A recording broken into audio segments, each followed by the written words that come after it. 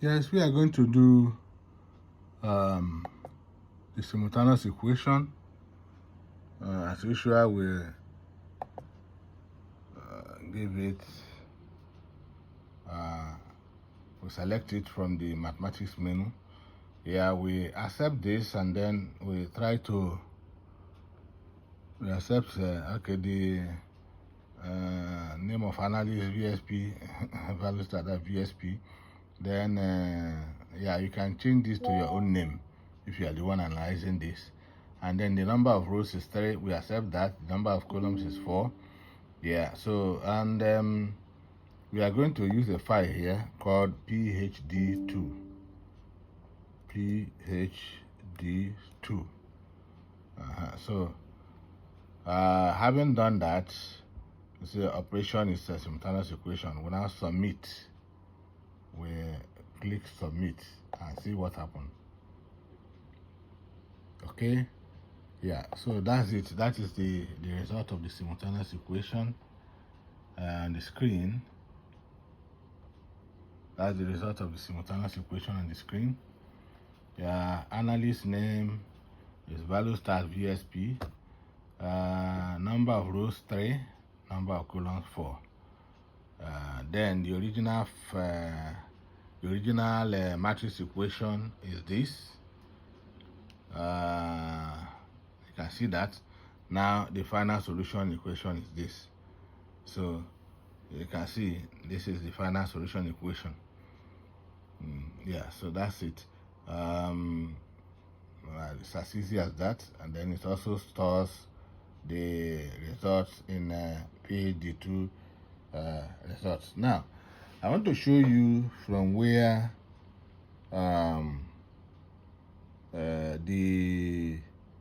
this equation, that is this matrix equation, was taken from. Now just watch.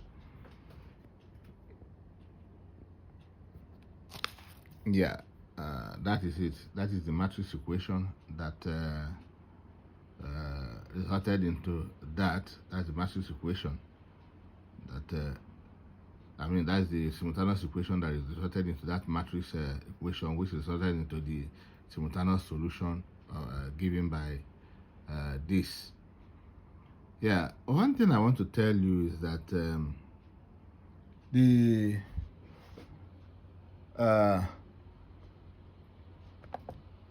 one thing I want to tell you is that the data to be saved in this one for the simultaneous equation and for the matrix equation are all saved in text file, not Excel file this time around, only in text file. You can see how this one is saved, and once you are saving it, please make sure that you give only just one space. Now for a simultaneous equation, it's not going to be a square matrix. It's going to be at least the number of columns should be greater than the number of rows by 1.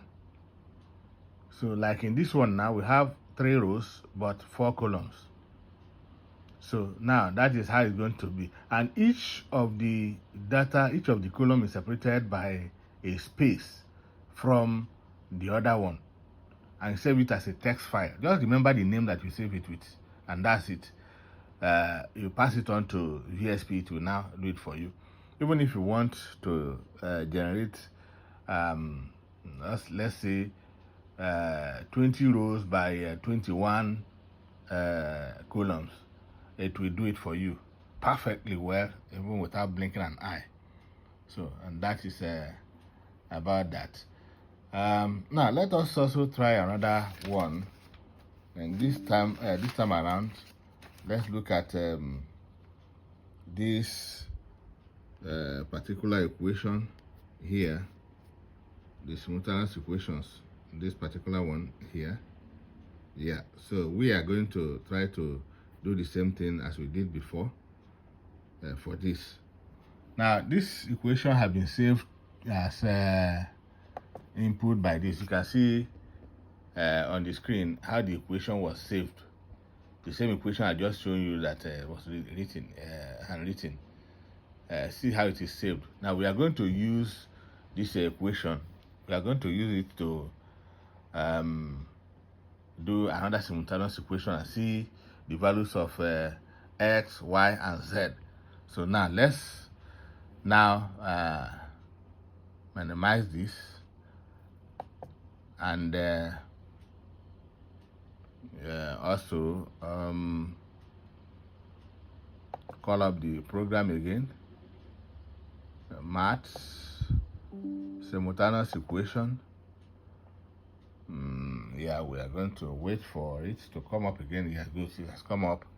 Then VSP. Okay, now supposing I decide to say the analyzer now. Name of analyst is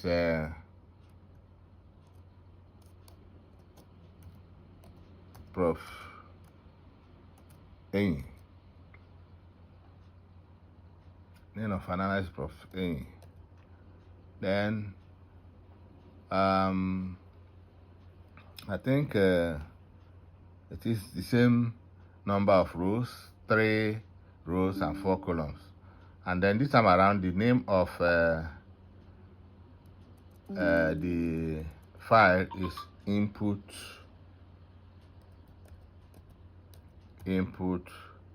3 by 4, input 3x4. That is the name of the text file containing that. So having done that, we click submit, and then the submit, yeah, you can see it has already given us the answer. Now let's look at it very well. Yeah, so you can see your simultaneous equation results are stored as, okay, now this one now. The analyst is Professor Enyi, and then number of rows is 3, number of columns is 4, and then the original matrix that matrix is this, and then the final solution matrix is this. So the final solution matrix is x equals to 2, y equals to 1, and then z equals to 3. That's how it is. Now this is how to interpret this. You can see the position of 1 here. You see there's no other 1 here. Therefore, if this position of 1 is the first one, which is y, so when you trace it, that is for y. Then the position of y, 1 here, is for x. You trace it, the position of 1 here is for x.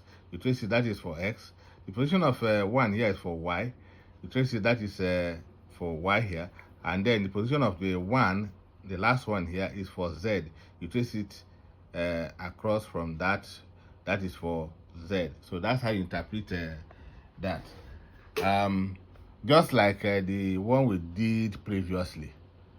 So in this case, A, the position of the one we did previously, the position of A is this, and it means that A is minus 38.059. Anyway, that particular distance was the result of that particular analysis was the result of a multiple regression with only 2x variables. Now, this is the intercept. This A is the intercept. Then the B1 is this one, 3.93, and then the B2 is this one, 0.59. So that is that. I believe you have been enriched with this knowledge here now on the simultaneous equation. Thank you.